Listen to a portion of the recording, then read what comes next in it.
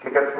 সপ্তম দিনে মাথার চুল নেড়া করে রৌপ্য সাতটা করে দিবেন। ঠিক আছে? তাহানিক যদি পারেন করতে পারেন। আরেকটা জিনিস, ছোটবেলা থেকে এক লুকমা খাবার হারাম দিবেন না। হারাম টাকা একটা ঘড়ি পর্যন্ত কিনে দেবেন না।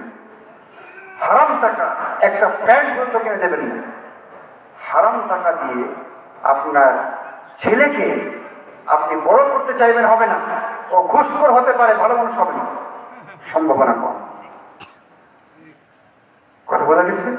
এই জন্য রাসূলুল্লাহ সাল্লাল্লাহু আলাইহি ওয়াসাল্লাম কি হাদিসে বলেছেন যে এক দিনার আল্লাহ রাস্তায় খরচ করা, এক দিনার দাস মুক্তির ক্ষেত্রে খরচ করা, এক দিনার অন্যান্য ভালো কাজে খরচ করা, আর এক দিনার তোমার পরিবারের জন্য খরচ করা, পরিবারের জন্য খরচ করা, এটাই বেশি উত্তম। সেজন্য হালাল খাবারটা দেওয়ার চেষ্টা করবেন। ইমাম বুখারীর নাম শুনেছেন আপনারা? ইমাম বুখারীর নাম কি বলেন তো? না, মুহাম্মদ। তার বাবার নাম ইসমাইল।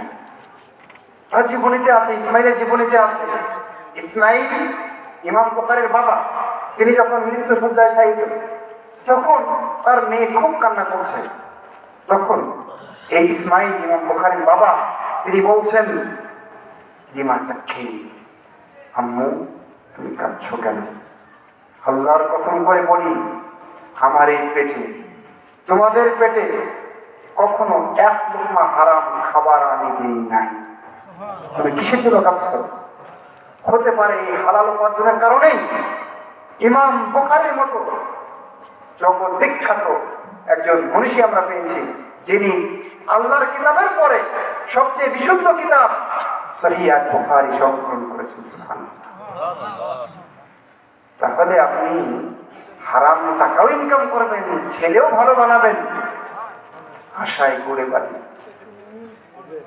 আশা কি হয়ে যাবে? যাই হোক, আমি কথা শেষ করছি, অনেক কথা রয়ে গেল। তবে যতটুকু বললাম একটু ইঙ্গিত দিতে পেরেছি, একটু চেষ্টা করেন। অন্য কোনো দিনে আর কোনো সময় যদি আয়োজন হয়, যদি আল্লাহ আমাকে কবুল করেন, সময়টা একটু মেনটেন করবেন।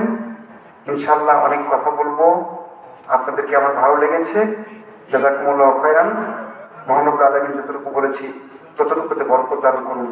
আমাদের ছেলে মেয়েগুলোকে মহান রব্বুল আলামিন সত্যিকার অর্থে